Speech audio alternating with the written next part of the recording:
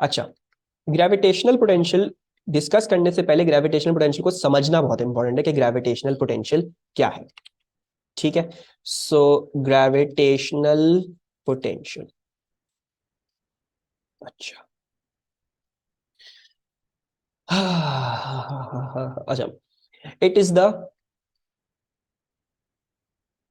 Work done per unit mass in bringing that mass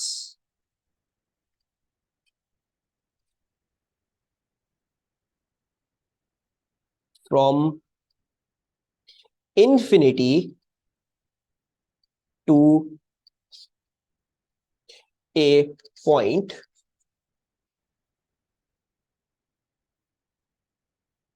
within a gravitational field. Okay. So gravitational potential क्या है? वो energy है, वो काम है जो आपको करना पड़ता है एक किसी भी मास के दूसरे मास को करीब लाने का। ठीक है, for example let's try to understand कि क्या हो रहा है। तो वर्क डन है, तो सबसे पहले तो आप कोई काम कर रहे हो, ठीक है, कोई ना कोई कुछ ना कुछ काम कर रहा है, एनर्जी आप सिस्टम में ठोक रहे हो।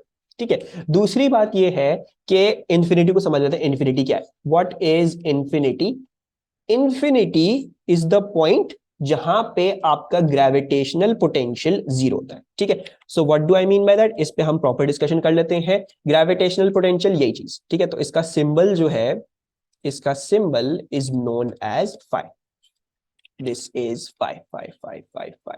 ठीक है, और मैं फाई से ही बनाऊंगा। I am not going to use any other symbol and I advise everyone to use phi. Phi is very magical. अच्छा जी, तो phi is zero at infinity. अच्छा, what do we mean by this zero? ये infinity क्या चीज है? ये infinity वो चीज है, जैसे आप लोग देख रहे थे अभी ग्रेविटेशनल फील्ड स्ट्रेंथ के ग्राफ में, the graph will never cut zero. ठीक है, ऐसा कभी भी नहीं होगा जी जीरो हो जाए, बिल्कुल जीरो जाए, मतलब वो बहुत करीब आ जाएगा जीरो के, जीरो कभी नहीं होने वाला। तो इन्फिनिटी एक थ्योरेटिकल पॉइंट है हमारे लिए कि हम कहते हैं कि हम ऑब्जेक्ट को इतना दूर ले जाएंगे, इतना दूर ले जाएंगे, इतना दूर ले जाएंगे कि कहीं ना कहीं आके जी जीरो हो जाएगा। ठीक है, मतलब it is not possible mathematically, हम सिर्फ थ्योरेटिकली बात कर रहे हैं कि इतना दूर ले जाओ ऑब्जेक्ट को, इन्फिनिटी पे ले जाओ, कि अगर हम फिर जो ये है, जस्ट लुक एट दिस, हम फिर क्या करेंगे, अगर g जो है वो है k upon R one squared, और अगर मैं r1 को इंफिनिटी बना दूं, तो anything divide by infinity will be equals to zero. ठीक है, तो मतलब इस बात का ये है कि इंफिनिटी पे फिजिकली नहीं पहुंच सकते आप, मतलब आपके साथ आप कभी भी ये नहीं कर सकते मैं सच में इन्फिनिटी पहुंच गया, ऐसा कभी नहीं होगा। Infinity is just a theoretical point. Infinity क्या कहता है? इन्फिनिटी कहता है भाई इतना दूर चले जाओ कि तुम्हारे ऊपर किसी भी ग्रेविटेशनल फील्ड का कोई फर्क पड़े ही नहीं, तुम्हारे पर ग्रेविटेशनल फील्ड रीच ही ना कर पाए, उधर तुम्हारे पर फोर्स भी कंप्लीटली जीरो हो जाए, उधर तुम्हारे पर जी भी कंप्लीटली जीरो हो जाए, और तुम्हारा पोटेंशियल भी तुम्हारे ऊपर जीरो हो जाए। ठीक है, so that is that. Infinity क्या है? Once more, a point so far away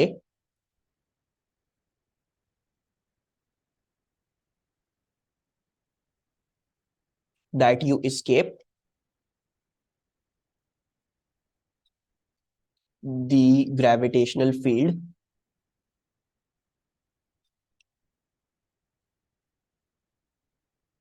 of any mass। ठीक है, यानी कोई मास आपको इन्फिनिटी पे इन्फ्लुएंस कर नहीं सकता, आपके ऊपर एफ जी नहीं लगा सकता, कुछ भी नहीं कर सकता आप जब आप इन्फिनिटी पे पहुंच गए। ठीक है, अच्छा, तो होगा ये कि सपोज करो हम अर्थ के पोटेंशियल की बात करें। ठीक है, तो let's say this is the earth, ये हमारा प्यारा सा अर्थ है, एंड हम अर्थ से अज्यूम कर रहे हैं कि कोई पॉइंट इतना दूर है, यानी मतलब तकरीबन कह लो, मैं कह रहा हूं कि कहीं ना कहीं पॉइंट इतना दूर है कि इधर पोटेंशियल आपका क्या आता है, इधर आपका पोटेंशियल आता है zero, and I call this point infinity. अच्छा, तो डेफिनेशन ऐसे बनी हुई है, डेफिनेशन ऐसे बनी हुई है कि भाई आपने रखा यहां पे कोई ना कोई mass, you had somewhat of a mass over here, और आप इस मास को जबरदस्ती जानबूझ के एनर्जी लगा के आप अर्थ के करीब लेके आ रहे हो। ठीक है, आप जबरदस्ती एनर्जी लगा लगा के इसको धक्का दे दे के अर्थ के करीब लेके आ रहे हो। तो जो आप एनर्जी लगा रहे हो, ठीक है, जो आप एनर्जी लगा रहे हो उस चीज को, अच्छा, जो आप एनर्जी लगा रहे, एनर्जी इनपुट, जो आप एनर्जी लगा रहे हो, अगर आप उस चीज को जिस चीज पे लगा रहे हो एनर्जी, यानी उसके मास से डिवाइड कर दोगे, तो आपके पास आ जाएगा ग्रेविटेशनल पोटेंशियल। ग्रेविटेशनल पोटेंशियल का फॉर्मूला आ गया वर्क डन पर यूनिट मास, वर्क डन पर यूनिट मास। यहां तक कोई भी कंफ्यूजन? क्लियर? ओके। अच्छा, मसला क्या है? सबसे बड़ा मसला इसमें यह है कि ना, द प्रॉब्लम इज कि देखो, एएस में जब किसी चीज को बिल्डिंग से फेंकते थे, ठीक है, मतलब मैंने एक बिल्डिंग पे खड़ा हुआ हूं, बॉल को मैंने फेंक दिया, मतलब बॉल को ऐसे ही छोड़ दिया हवा में, तो क्या होगा? बॉल नेचुरली नीचे गिरती है, ठीक है, नेचुरली यही होता है। क्यों होता है? क्योंकि उसके पास होती थी कोई ना कोई ग्रेविटेशनल पोटेंशियल एनर्जी, और वेट उसको नीचे की तरफ जाना चाहता है, तो वो इसलिए नीचे की तरफ जाती है, ठीक है, तो इन दी प्रोसेस वो नीचे की तरफ जा रही है, ये होता है। अच्छा जी, आप लोगों ने ये रिकॉल कर लिया? ठीक है। अब सबसे पहले तो मुझे ये मैं थोड़ी सी प्रॉपर करके दिखाऊं डायग्राम, ठीक है, और इसी में थोड़ी हम रिकॉलिंग और सब चीजें डिस्कस कर लेते हैं कि जब मैं बॉल को यहां से छोड़ता था, ठीक है, सपोज करो ये अर्थ है, ठीक है, ये जो नीचे है ये अर्थ है, let's call this the earth. Ball को जब मैंने यहां से छोड़ा तो बॉल नेचुरली क्या करती है? भाई मैं नीचे जाना शुरू हो जाऊंगी। क्यों? मेरे ऊपर वेट लग रहा है, मेरे पास अभी जितनी भी ग्रेविटेशनल पोटेंशियल एनर्जी है, मैं वो लूज करके खत्म करके अर्थ की तरफ जाने की कोशिश करूंगी। अब मुझे ये बताओ कि जब मैं बॉल को हवा से नीचे फेंकता था तो मुझे बॉल में कोई एनर्जी लगानी पड़ती थी? Did I need to give the ball some energy, या बॉल खुद ही नीचे गिरती? बॉल को छोड़, वैसे तो बॉल खुद नीचे गिरेगी, उसको एनर्जी लगानी पड़ेगी, खुद गिरेगी, लाजमी सी बात है, बॉल को वेट है, खुद नीचे गिरती है ना? तो अब, तो you all know, you all know, you do not need to put in energy, ठीक है, you do not need to input energy. क्यों नहीं देनी पड़ती है? Because it already has gravitational potential energy. तो मुझे बताओ, जब कोई एनर्जी देनी नहीं पड़ती है तो can you be doing any work? आपने तो कोई काम नहीं किया ना। मतलब अगर मैं आपसे पूछूं कि अरीबा आपने बॉल पे कोई काम करके उसको नीचे फेंका, अरीबा कहेंगी नहीं, बॉल तो खुद ही गिर गई, मुझे तो कुछ करना ही नहीं पड़ा, ठीक है। और दूसरी बात इसमें ये समझोगे, दूसरी बात ये समझनी है कि नीचे जाते हुए throughout this motion you do know कि ग्रेविटेशनल पोटेंशियल एनर्जी डिक्रीज कर रही है, क्योंकि हाइट डिक्रीज कर रही होती है तो ग्रेविटेशनल पोटेंशियल एनर्जी भी डिक्रीज कर रही है। ऐसा ही है? सब मेरी चीज से अभी तक की डिस्कशन से अग्री करते हो? अच्छा, आई होप एवरीवन अग्रीज। तो मुझे बताओ, अगर मैंने मास को एक ग्रेविटेशनल फील्ड में छोड़ दिया तो मुझे उस पर कोई एनर्जी लगानी पड़ेगी या वो खुद अर्थ में गिरेगा? अगर बॉल अर्थ के पास खुद गिरती है तो कोई मास इन्फिनिटी पे रख के उसको छोड़ दूं तो वो अर्थ के पास खुद आएगा, या मुझे उसको धक्का देके फेंकना पड़ेगा अर्थ के पास? खुद जाएगा, राइट? वो खुद जाएगा। अर्थ कहता भाई मेरे पास आ जाओ, अर्थ तो कह रहा भाई आ जाओ आ जाओ। वो उसकी वो क्या, वो उसको कुछ रोक के तो नहीं रखा, वो कहेगा ठीक है मैं चला जाता हूँ, मुझे तो कोई प्रॉब्लम नहीं है, ठीक है।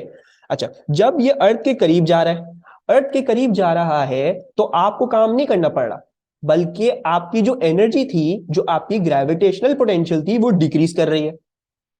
मतलब ये मास अर्थ की तरफ जाते हुए वर्क करेगा नहीं, इस पे कोई वर्क नहीं कर रहा, इंस्टेड ये खुद ही एनर्जी बाहर फेंक रहा है, ये अपनी एनर्जी किसी और चीज में कन्वर्ट कर रहा है, अपनी सारी ग्रेविटेशन पोटेंशियल एनर्जी कहीं और डाल रहा है, ये खुद ही लूज कर रहा है ग्रेविटेशन पोटेंशियल, हमने इस पे कोई काम नहीं किया, ठीक है, we did not do any work on this, खुद ही हो रहा है सब कुछ।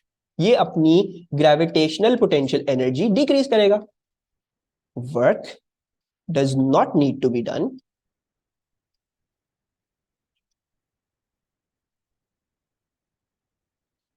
it itself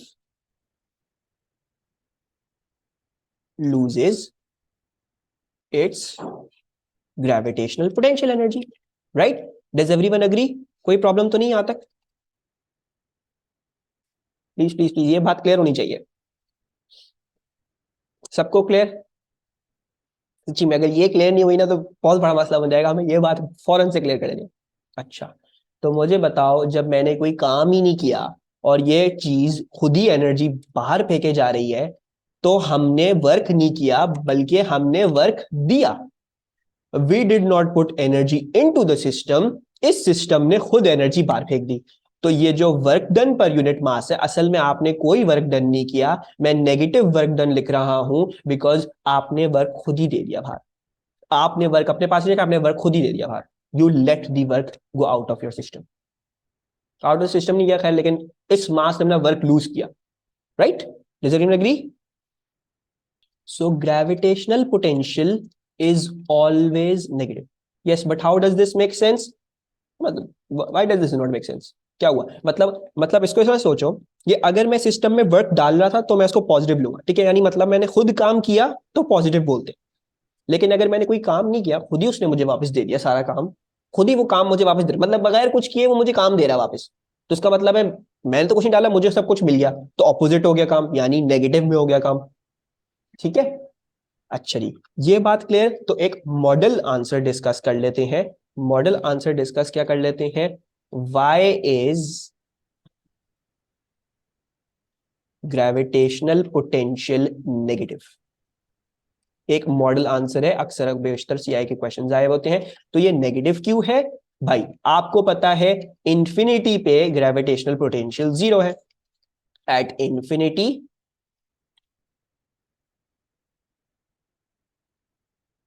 gravitational potential is zero. It is defined as the work done per unit mass